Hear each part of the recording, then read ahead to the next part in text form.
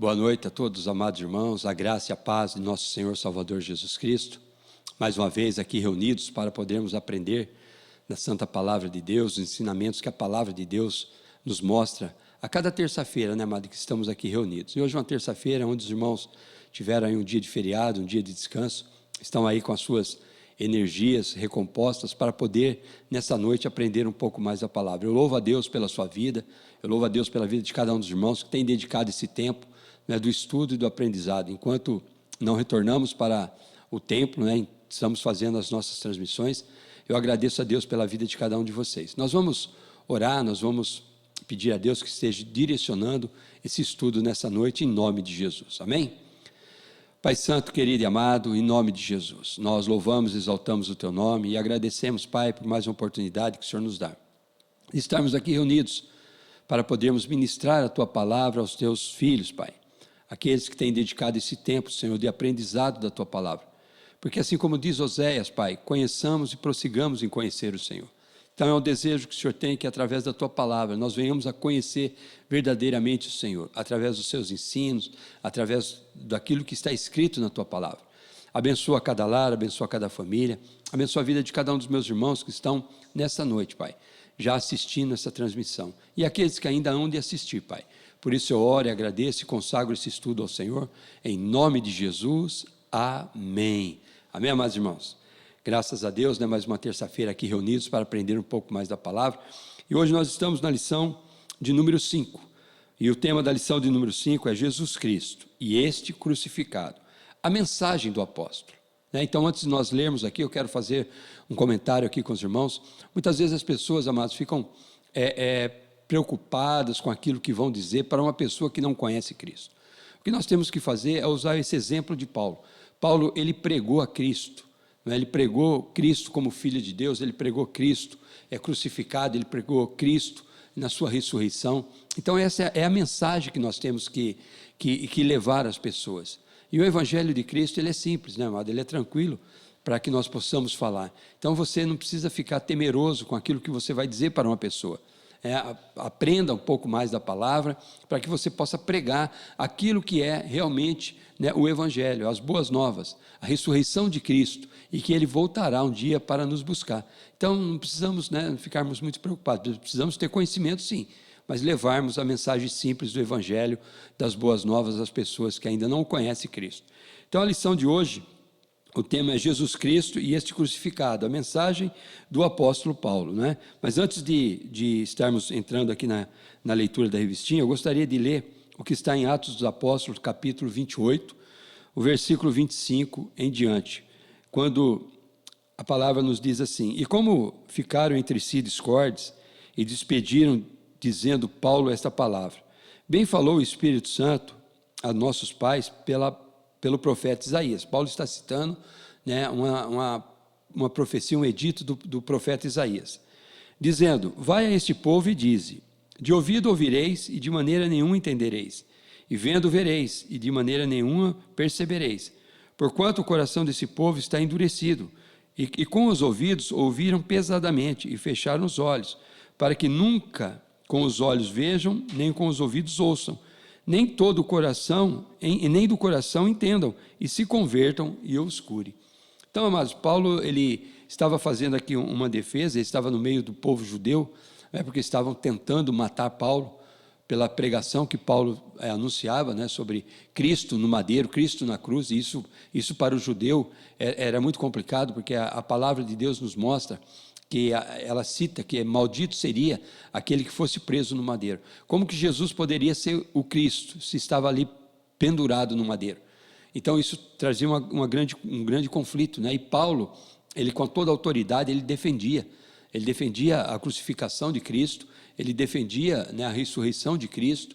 Então isso trouxe muitas perseguições para Paulo, né, trazendo dificuldades, até ameaças de morte para o apóstolo. E Paulo aqui ele cita esse versículo de Isaías. E hoje, amado, ainda continua essa mesma situação, né? Muitas vezes você vai falar com a pessoa fecha os olhos para a verdade, tapa os seus ouvidos para não ouvir aquilo que tem que ser dito, não é? E não dão a devida atenção e a verdadeira importância ao Evangelho de Cristo. Então vamos entrar na aula hoje, Texto áureo, 1 Coríntios 1, 23 diz assim: mas nós pregamos a Cristo crucificado, que é escândalo para os judeus e loucura para os gentios. Então, você vê Paulo citando aqui que Cristo crucificado era escândalo para o judeu, devido àquilo que foi dito na palavra, né, que maldito seria aquele que fosse preso no madeiro.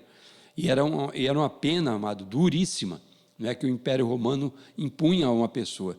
E Jesus ele foi preso no madeiro, se tornando vergonha para que nós pudéssemos ser livres dos nossos pecados, dos nossos erros, e nos dando a oportunidade de vivermos uma nova vida. Leitura bíblica em classe, 1 Coríntios 1, 18 ao 25, depois 1 Coríntios 2, do 1 ao 5. 1 Coríntios 1, 18 diz assim: porque a palavra da cruz é loucura para os que perecem, mas para nós que somos salvos é o poder de Deus. Porque está escrito: destruirei a sabedoria dos sábios e aniquilarei a inteligência dos inteligentes. Onde está o sábio? Onde está o escriba? Onde está o inquiridor desse século? Porventura não tornou Deus louca a sabedoria deste mundo? Visto como a sabedoria de Deus, o mundo não conheceu a Deus pela sua sabedoria. Aprove a Deus salvar os crentes pela loucura da pregação. Então não se assuste, amado. Não se assuste porque as pessoas acham que você não está muito bem, não está certo das coisas, mas para eles isso é loucura. Mas para nós é o poder de Deus, né, através da pregação do Evangelho. Porque os judeus pedem sinal e os gregos buscam sabedoria. Mas nós pregamos a Cristo, crucificado, que é escândalo para os judeus e loucura para os gregos.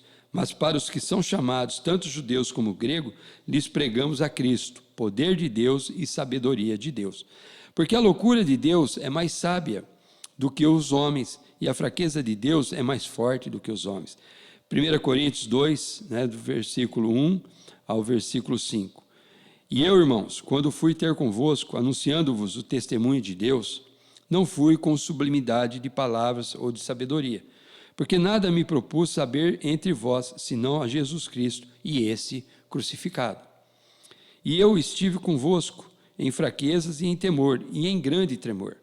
A minha palavra e a minha pregação não consistiam em palavras persuasivas de sabedoria humana, mas em demonstração do Espírito e de poder, para que a vossa fé não se apoiasse em sabedoria dos homens, mas no poder de Deus. Que coisa linda, amado.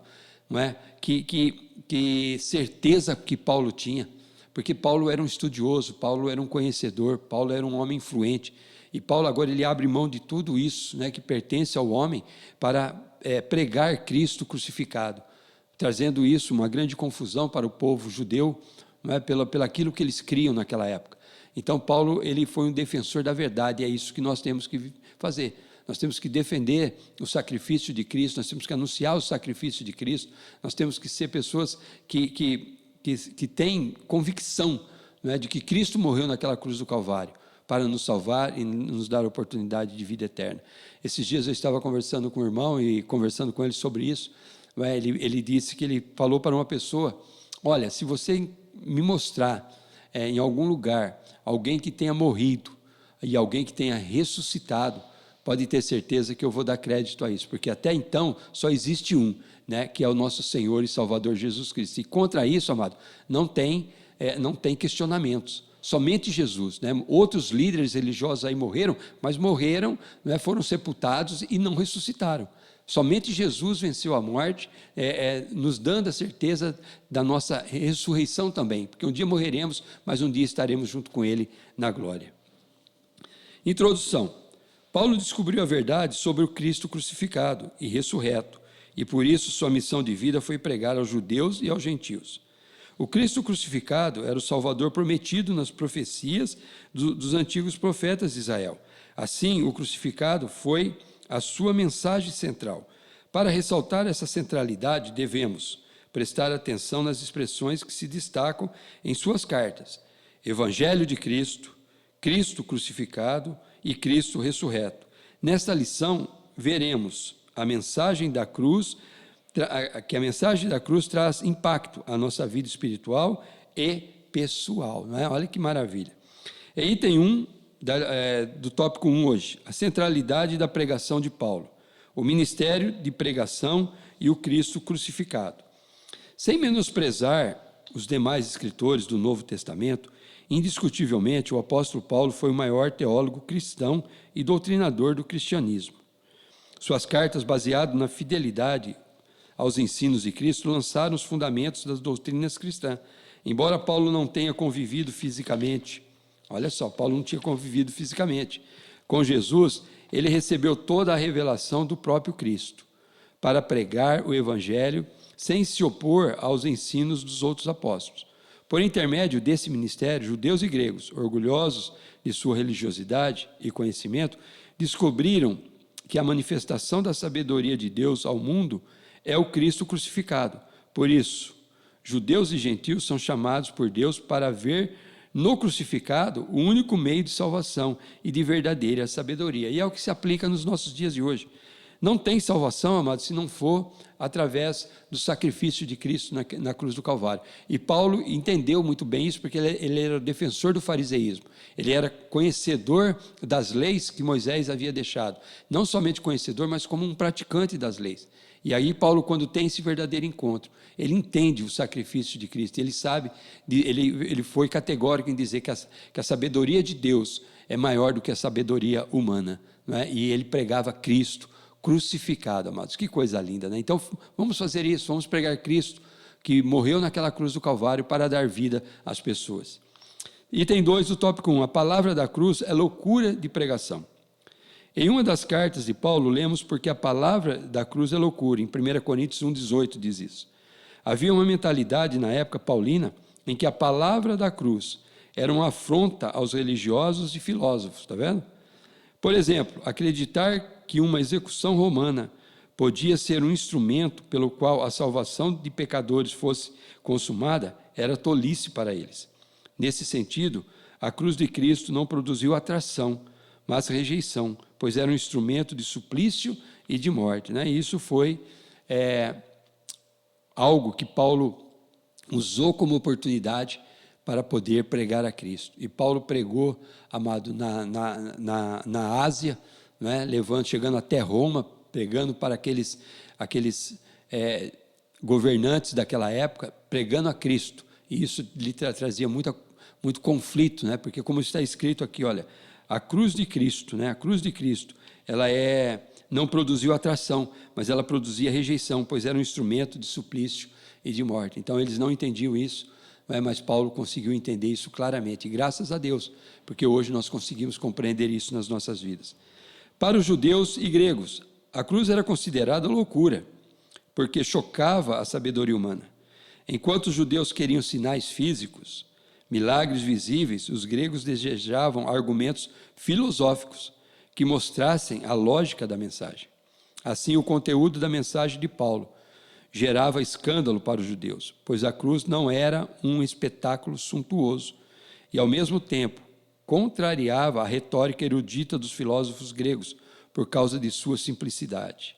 Entretanto, embora simples, a mensagem de Paulo era poderosa em Deus. A palavra da cruz preenche as necessidades da alma humana, enquanto a sabedoria humana não o faz. O Evangelho é poderoso para salvar o homem que crê. Logo, para os que perecem, a palavra da cruz é loucura.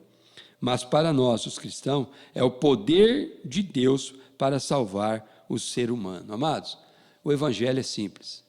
As boas novas têm uma mensagem simples.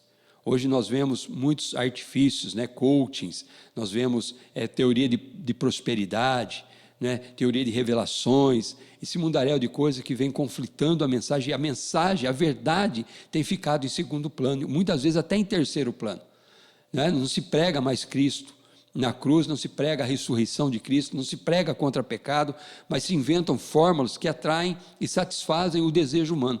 O Evangelho não veio para satisfazer o desejo humano, veio sim para confrontar a nossa realidade, não é, do caminho que nós estávamos seguindo, e para que nós pudéssemos sermos transformados e mudados pela palavra do Senhor. Então o Evangelho não é para ficar satisfazendo vontade de ninguém, e sim para transformar a vida do homem. Expressões-chave na doutrina de Paulo, tópico 2. Algumas expressões de grande importância no ministério da pregação do apóstolo Paulo. Evangelho de Cristo, Cristo crucificado e Cristo ressurreto. Vejamos.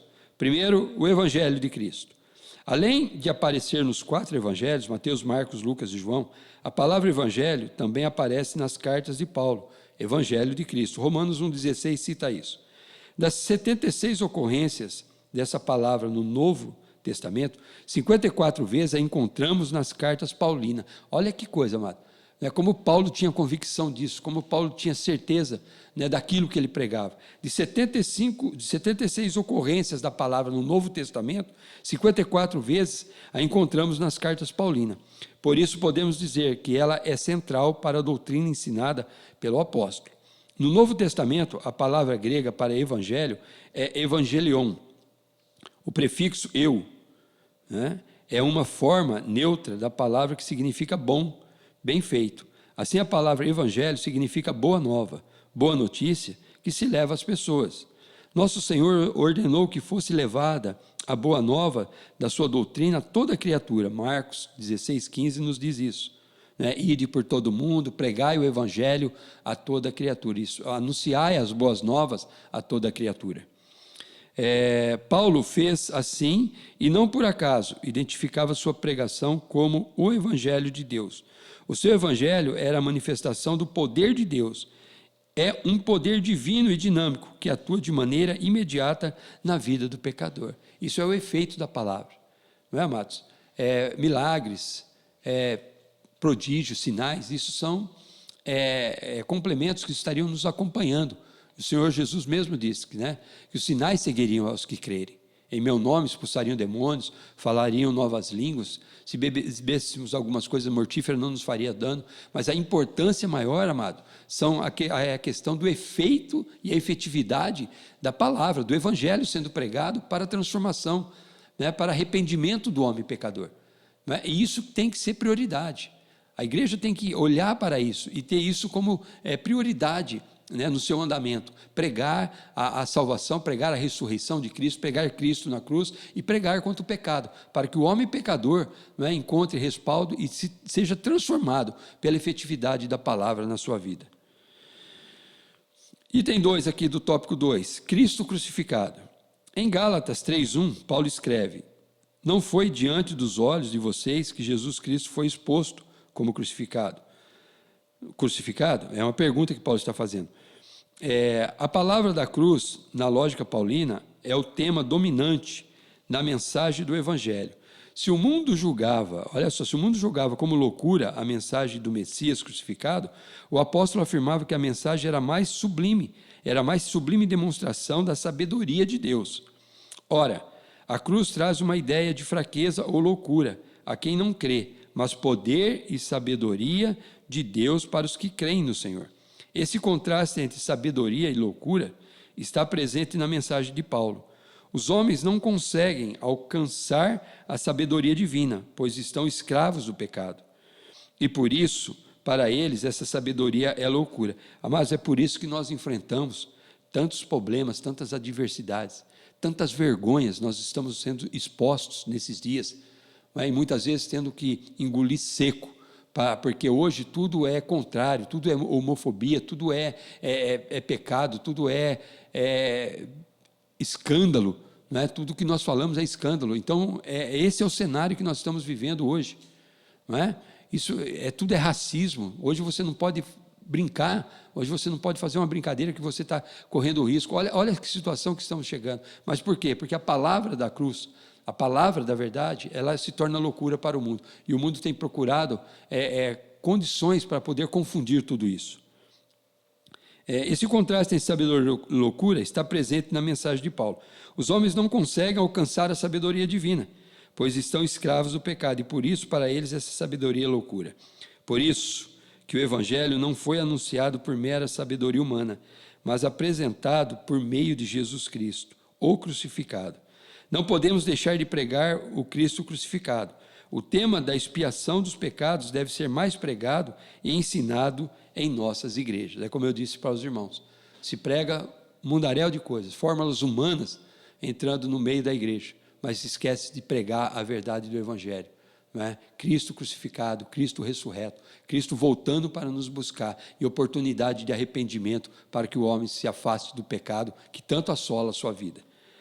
Cristo ressurreto, item 3 do tópico 2. Não há importância na morte de Cristo se Deus não o tivesse ressuscitado. Sem a ressurreição, a cruz não teria sentido. Em vão seria a nossa pregação sobre a morte de Jesus Cristo. Por isso, o apóstolo descreve de maneira sublime: Cristo morreu por nossos pecados, segundo as Escrituras.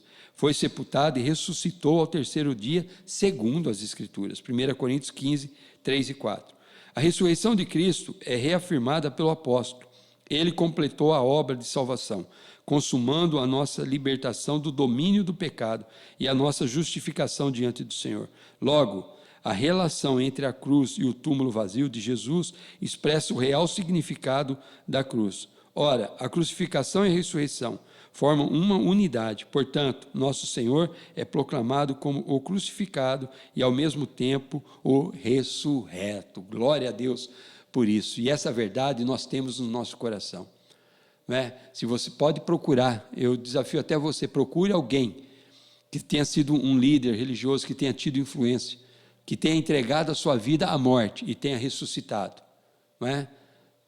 Procure isso, você só vai encontrar um: Jesus Cristo, Senhor e Salvador das nossas vidas. E quanto a isso, não há argumento. Quanto a isso, não há explicação para as pessoas, porque isso é uma realidade. Se você for até Jerusalém, você for no túmulo de Cristo, você vai encontrar uma placa escrito lá: Ele não está aqui, ressuscitou. Né? Glória a Deus por isso, porque nós temos a certeza disso e temos convicção do sacrifício de Cristo na cruz do Calvário. Item 3, os efeitos da mensagem da cruz. Então agora nós vamos falar sobre o efeito da mensagem da cruz. Uma vida no poder de Deus. A mensagem da cruz é uma mensagem de poder. Por isso devemos esperar a manifestação do poder ativo de Deus em nossa vida. O Senhor Jesus pode nos usar como instrumentos, olha só, para salvar o pecador, curar os enfermos e libertar as almas dos demônios. Os milagres da salvação, cura e libertação devem acompanhar a nossa vida no serviço do reino de Deus. A mensagem que pregamos não é filosofia humana, mas o poder divino para a transformação da vida de quem crê no Evangelho. Né? Como eu citei para vocês, Marcos nos cita isso, né? Que nós colocaríamos as mãos sobre os enfermos e seriam curados. Se nós bebêssemos alguma coisa mortífera, não faria dano algum. Expulsaríamos os demônios, né? Pegaríamos em serpentes. Isso é a manifestação do poder de Deus, né? Através da pregação do Evangelho, através da palavra verdadeira de Cristo quando ela é ministrada, né? E isso continua se aplicando nos nossos dias. Uma vida de humildade. Quem é sábio em Deus, olha só, quem é sábio em Deus contrasta a sabedoria da cruz com a deste mundo. Esta exclui a Deus, enaltece o narcisismo humano e recusa reconhecer Jesus Cristo como Filho de Deus, enquanto aquela, né, que é a pregação da cruz, nos faz prostrar diante de Deus, reconhecer nossa miséria e descobrir que verdadeiramente é Jesus, manso e humilde de coração. A mensagem da cruz nos constrange a viver a humildade, né? Mateus 11, 28, Jesus ele faz um convite, e esse convite está aberto até os nossos dias. Vinde a mim, vós que estáis cansados, oprimidos e sobrecarregados, e eu vos aliviarei. Aprendei de mim, que sou manso e humilde de coração, e encontrarei descanso para vossas almas, porque o meu fardo é leve e o meu jugo é suave, né? Olha que coisa linda, amado. Olha o convite que Jesus faz para você que está nos assistindo nessa noite. Venha para Cristo, venha andar junto com Jesus Cristo, fuja das mazelas desse mundo, fuja da opressão de Satanás sobre a vida das pessoas e se entregue ao Senhor Jesus Cristo, para que Ele possa mudar e transformar a sua vida, não é? E você fazer parte, não é, da família de Deus e poder ser inserido no plano de salvação. Uma vida na dependência do Espírito. Nada melhor do que a mensagem da cruz para revelar quem nós somos. Como o apóstolo Paulo, devemos ter a plena consciência das nossas fraquezas humanas, limitações pessoais, medos interiores. Amados, quando Jesus diz assim, olha, sem mim nada podeis fazer, ele está nos orientando a isso, porque somos fracos, não podemos nada pelas nossas forças, mas com a presença de Cristo, através do Espírito Santo, o Senhor, Ele nos capacita a experimentarmos as coisas espirituais, e o nome do Senhor, Ele vai sendo glorificado. Por isso, as Escrituras nos estimulam a jamais depender ou confiar de nós mesmos, está vendo? Mas exclusivamente do Espírito Santo. O Espírito nos faz agir, ter criatividade e fazer as coisas de modo que glorifiquem a Deus. A mensagem da cruz nos ensina a depender exclusivamente do Espírito, amados. Isso é uma grande verdade para as nossas vidas. Se nós temos o Espírito Santo em nossas vidas, nós não vamos andar em caminhos errados, porque de maneira alguma o Espírito Santo, que vem da parte de Deus sobre as nossas vidas, vai nos conduzir a caminhos errados, vai nos conduzir a fazermos coisas contrárias à vontade do Senhor. Então essa dependência do Espírito Santo nas nossas vidas nos faz cada vez mais nos aproximarmos do Senhor, aprendermos mais dele e termos um verdadeiro relacionamento com o Senhor e entendermos que a obra, né, da nossa redenção, da nossa regeneração, da nossa salvação, né, foi através do sacrifício de Cristo na cruz do Calvário e a sua ressurreição para poder nos dar uma nova vida, né? Que Deus te abençoe nessa noite. Conclusão: a mensagem da igreja é a cruz de Cristo. Essa cruz dá conta de Cristo crucificado e do ressurreto. Essa mensagem traz escândalo ao mundo, mas poder para nós.